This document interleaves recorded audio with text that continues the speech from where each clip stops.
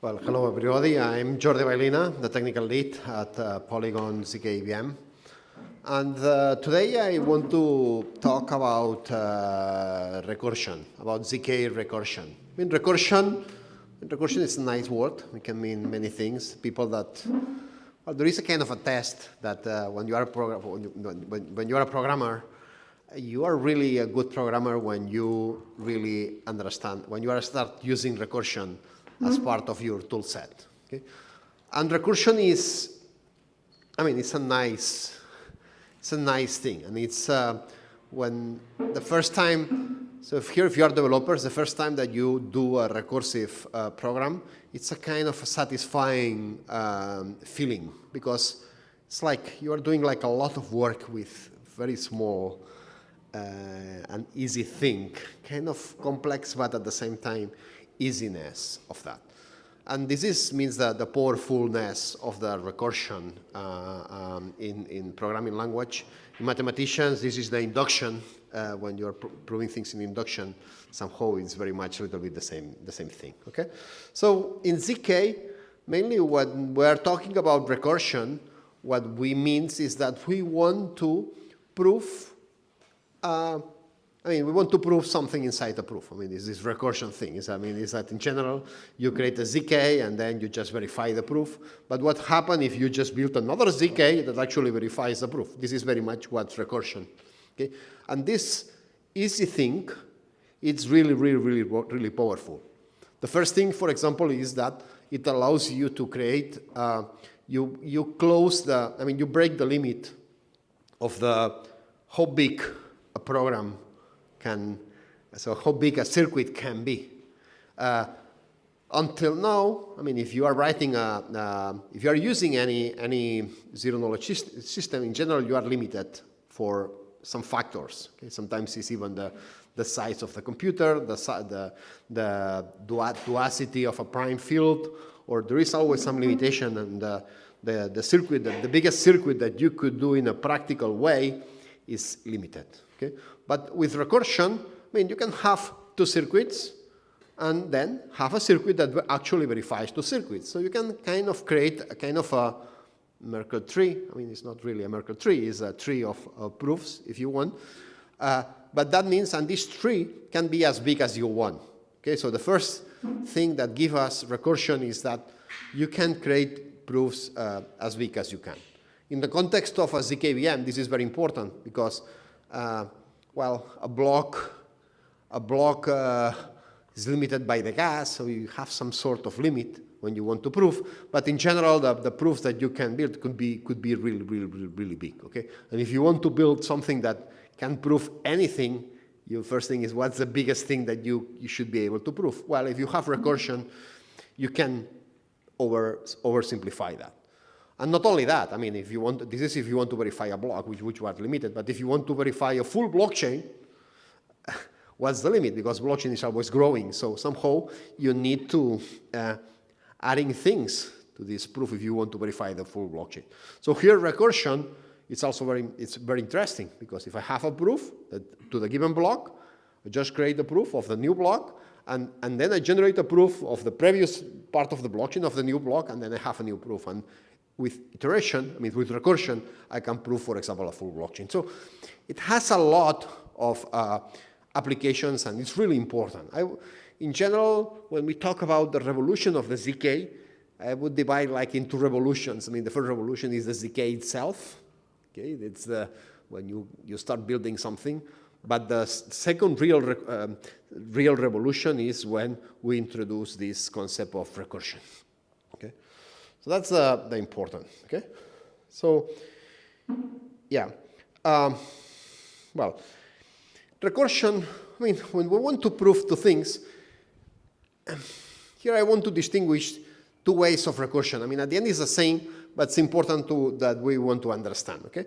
So here we have two kinds of recursion, what we call serial recursion and parallel recursion, okay? In parallel recursion is, for example, imagine that I want to verify one ECDSA, and I want to verify two ECDSAs or 10 ECDSAs. I want to aggregate them together. Okay, this is a kind of a parallel recursion. I don't care what's the first and what's the second. They are just not linked. You are just adding them. Okay, so this would be normal parallel recursion. Okay, but sometimes imagine that you want to that you have a kind of a program, or in the case of a blockchain, you want to aggregate one block with the next block. So one block depends on the other. So you have one alt state. So if you are starting from this, so you are starting from from a state I, and you want to state I plus 1, and then I have another proof that proof from a state I plus 1 to a state I plus 2. So somehow I need to connect both proofs in serial. Okay, so this is how the kind of recursion. I mean, I have a basic proof of a block, and then what I'm doing is, okay, I'm creating a proof that actually aggregates two blocks, and they are connected in serial. And then the result of this proof I can aggregate maybe with another one. Okay, so this would be a serial thing. Okay, so this is the basic serial thing that aggregates two proof. Okay, so it's you have one circuit that have two proofs, two verifiers. Okay, the one verifies block 1, the second verifies block 2. But you see here the connection. I mean, you get an input state. These two needs to be some connection inside here, and then you have an output state. So you have the same that you will have with one block, but in two blocks. Okay, this is a serial part. But this is important to understand recursion, because, I mean, the way you are connecting things are different. In the case of when you are aggregating something in parallel, you will require some sort of aggregator. I mean, this can be a Merkle tree, or can be some sort of some accumulator, something that you want to add. Okay, when you want to do infinitely. Okay, but how do we create? What's the problem when we want to do recursion, especially when we want to do infinite recursion? So infinite recursion means that you want to create a circuit that actually verifies himself. Okay? And here we have a kind of a chicken and egg problem. So in order to generate a verifier, so I need a circuit, and to generate the verifier for that circuit, I need the circuit. So I can generate a verifier, but when a verifier, so this circuit is going to be different than when I want to verify this other verifier. Okay, so I have a problem of chicken and egg here. Okay, so here I'm going to explain a method on how we can avoid, or how can we. It's a trick for bypassing this chicken and egg problem, so that we can do infinite recursion. Okay. And we are going to work with, in this case, we are going to do a serial recursion. We can do exactly the same with parallel recursion, but in order to explain to you, it's a serial recursion. Okay?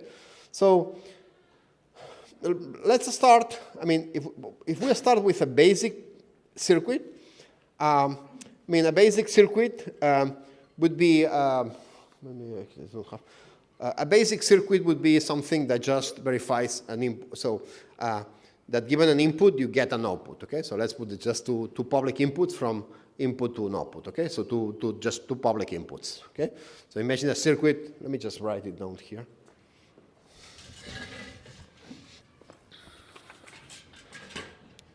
So a circuit would be just an input, state input, and here state output. This would be the public outputs.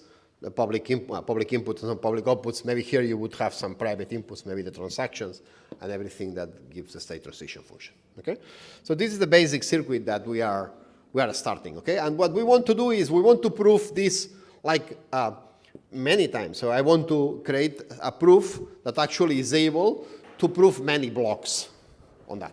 And how many? As many as we want. Okay, this is the idea of infinite recursion.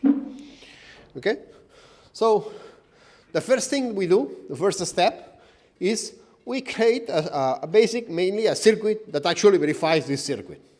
This is one single recursion of that. Okay, how we do that? Okay, we can take circum as an example.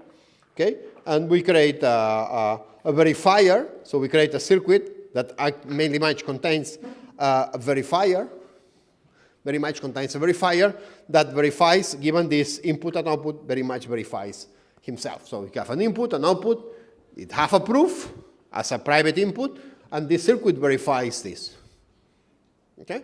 So we have a circuit that verifies that. Okay? And what we do is, well, we do a small trick, but this is just, at this point, we add another public input we call root C. At this point, this is useless. It's just the public input that we are just at here. We will see that we will use that later on. Okay? But it's just a normal verifier. Okay? And the other thing that we do is, okay, if we check at circum, inside the circum is going to be some template, part of the circuit that actually verifies, and this verification depends very much on the verification key of the circuit. The verification key in the case of a Stark is just a Merkle root of the constants polynomial. Okay? But this is very much what is something that depends on the circuit very much. Okay? That's a piece that depends very much on the circuit. Okay? And in this case, we just hard code. This is going to be some place where this, of course, in this circuit that verifies this kind of proof, this circuit will depend on this specific circuit. So here is going to be this constant is going to be here inside. Okay? And, of course, this is a circuit. And with this is the proof basic on here. And here what we create is this proof. We call this proof adapted. Okay? And this is going to be our, if you want this the proof adapted is our basic proof. Okay? So it's a recursion of the basic proof. Okay? Yeah? Clear till here, so we generate this proof adapted. Okay? So, well, once we have this, we do it again. Okay, so we have a circuit, and okay, let's generate another circuit that verifies this proof adapted. And the structure is going to be very, very, very similar. Okay, maybe of course the circuit is a different circuit, so we will have a different logic. It will have maybe another constant here. Okay. But we just did that again, okay? And here, in this case, okay? But here, I don't care. I'm not going to care about this proof. This could be a proof adapted too. But I don't care about this circuit. What I'm just doing is I'm just taking this template. This yellow template, and with this template, I'm going to build another circuit. So, this circuit, I have a circuit. With this circuit, I would verify this proof adapted inside the circuit. Okay? But I don't want to verify one proof adapted. I want to verify two proof adapteds. So what I'm just taking is I'm just taking this basic template. I'm instantiating this template twice. So I have two templates for that. Of course, I hard code all this with the same circuit as that, okay? I connect the inputs and the outputs in the right way. So I'm just trying to verify two circuits, okay? And, well, this circuit, of course, in the previous circuit, here I have a root C. This root C at this point is useless, okay? And the only thing that I'm doing is, okay, I'm just sending this root C both sides. Okay? Yeah? Okay? So with this circuit itself, I have a circuit here itself that actually verifies two basic proofs, okay? Two proofs, okay? So from two proofs, I'm getting to one. That's the only thing that I'm doing here. Okay? Yeah? Okay. I'm going to modify a little bit this circuit, okay? And what I'm going to do is, well, I'm just going to put here a multiplexer at this point, okay, at this input. I'm going to force this multiplexer to 0, okay? So I'm just getting this. So I'm going to select always the hard-coded part here. I'm going to select the hard-coded part here, okay? So here's force 0. So this circuit is exactly the same that this previous circuit. Yeah? It's exactly the same, okay? The only thing that I add is I add a multiplexer, but I force this multiplexer to 0 to take this here. So it's exactly the same. Okay? So, well, now I'm going to apply again another recursion. So, okay, let's create this circuit. I want to create another circuit that actually verifies this circuit. Okay? This is the proof recursive one. This is the proof recursive one. Okay? So I create, of course, you see that the structure is exactly the same. In the structure is one root C, one input state, one output state, and some private inputs. Okay? So I just create a circuit. Just create a circuit that verifies the previous circuit. Okay? Of course, this recursive circuit can be something different. That's what's not yellow, it's green in this part. And here is a hard-coded adapted, so some hard-coded verifier here. Okay? And here is all the trick. The interesting thing is because I remove, so this, I put this verification key, this root C outside the circuit. Actually, the green, see the template, I mean, the green circuit and the yellow circuit, so the circuit that verifies this circuit, so the template that verifies this circuit, and the template that verifies this circuit is, actually that verifies this circuit, is exactly the same. So the green and the yellow is exactly the same because it has exactly the same structure, it has exactly the same it's exactly the same, okay? So the circuit, the circuit here, the idea is that if it's exactly the same, that means that, well, this circuit is exactly this one. This yellow or green is exactly the same. Here, depending if I select the 0, I will select 2 basic circuits. But if I put a 1, then, and the root C is the verification key of the same circuit than this, then the circuit can verify himself. But the condition is that root C is the verification key of this circuit. Okay? The trick at the end, to put it easy, is that the verification key instead of the same circuit is, instead of hard-coding inside the circuit, I'm just putting it as a private, as a public input. Okay, that's the big trick here. Okay, so if I'm putting the public circuit and the circuit has exactly the same structure, that means that, of course, the circuits are not the same. So maybe here, if this is for a circuit that, for example, that works with polynomial of 2 to the 20 and the other works with 2 to the 19, maybe I need to go to both, to 2 to the 20 at both, just to fit the bigger circuit here. Okay, but if the structure is exactly the same, the polynomial identities here and the polynomial identities of the previous circuits are exactly the same, so everything is the same. The only difference is this hard-coded verification key, this root of a Merkle tree at the end, and this is just selected in one or the other. Of course, this circuit needs to be, so here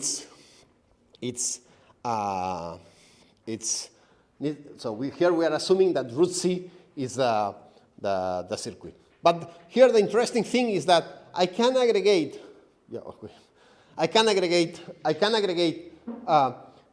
proofs, basic proofs, or already aggregated proofs. And I can do it as many times as I want, and in the order I want. I can aggregate a basic with an aggregated with a basic, an aggregated with an aggregated that already was aggregated with another aggregated. So here I can have a tree of the structure that I want, that you want. Okay? And if you want, I can have a final circuit, something that once I already aggregated everything, I can have like another circuit that's very much this. Here I already hard-code the verification key of the basic circuit and the aggregated circuit. I hard-code it inside the circuit, so I just remove this root C thing. This is a final circuit on top of that. And here I have a final circuit that actually have an input state and the output state. But here, because here I can put an adapted or a recursive, I can put a basic proof, but here I can put an aggregated proof here. So here is, at the end, I can put, for example, here a proof that already aggregates 200 blocks or 500 blocks or 10, as many blocks as you want. Okay? And because in this circuit, these keys are, this circuit is generated after the other, so I know this already. This verification key, I can set it inside, so I don't need this root C key anymore. In the case of the zkVM, this final circuit, it goes, after this final circuit, it goes just to another circuit, and instead of going to a STARKs, it's converted to a snark, so that on-chain, we can verify a single snark using Flonk with a very, very cheap cost. Okay? So with a cost that it's about 200K gas, we can verify a segment, a blockchain segment that's as big as you can. Okay? Well, this is the basic, this idea of the basic recursion is important for what we call the variable degree composite proof, which is very much converting what would be a monolithic proof, maybe with a proof that's a set of different subproof, where each of the subproof can be a tree of, if I have a binary, right now, a binary is limited size. The number of binaries I can do in a basic block is limited. But with the VATCOPs, I can have as many binaries as you want. You can aggregate all them together, and then you can have as many binaries as you want. Same with arithmetics, same with Kechax, and so on. So this is the big idea of the, this is the big idea of the VATCOPs, and this is what we are working in the next version of the proof. Yeah, this is very much what I wanted to explain. I don't know if there is time for questions, or we should jump to the, questions? Yeah. Thank you for the presentation, Jordi. I was wondering, like in the yellow circuit and the green circuit, you said that they all have the same structure, meaning like the same relation, like polynomial identity relation, but the verification key is different. Like, why would it be different? What makes it different? Well, what makes different is that the circuit itself is different. A circuit that, if you see a circuit that verifies, here you have in this circuit you have two templates, you have, so if you see in Circom, there are 1CS, it's going to be much different, this circuit, that this circuit. So this circuit has just one verifier, there is no connections. Here you have different connections. This in general is a Plonk, so it's Circom, at the end it's a Plonk structure, and the circuit is different. But the number of polynomials is exactly the same. Imagine a Plonk, you have 3 committed polynomials, and maybe 5, it's like 5 plus 3, it's like 8. The basic Plonk, I think, are 8 constant polynomials.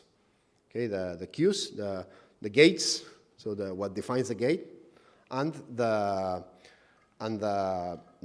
copy constraints polynomials. So you have 3 permutation polynomials that actually do the connections, but you have exactly the same number of polynomials, but those polynomials are going to be different because the circuit is different. So you have the same structure, so that's why the verifier is exactly the same, but the constant polynomials are going to be different. At these constant polynomials, this is what's represented with this verification key, with this something that is not inside the verifier. We remove that from the verifier, and we add it as a parameter of this template. This is what makes the circuit different. So the structure is the same. So I have in electronics, I have one protoboard. The protoboard is the same, but the circuit that's in the protoboard is different. But the protoboard it has exactly the same number of rows, the same number of columns, the same, how you connect the gates, okay? So the circuit is different, but the structure is exactly the same. And that's why the template is exactly the same. And the only difference is the verification key. So I can summarize the difference between the two circuits, because one has one, in this case, it's a Merkle root of, it's a commitment of all these polynomials. Okay, in the case of STARKs, it's just a Merkle root of all the evaluations, of the polynomials, so it can be represented as a single Merkle root. If you have other system, maybe you can put the in the case of a normal Plonk, maybe you, instead of what we call root C, this could be the polynomial commitments of the constant of the permutation polynomials and the constant and the gauge polynomials. Okay, but the idea is to pass that as a parameter.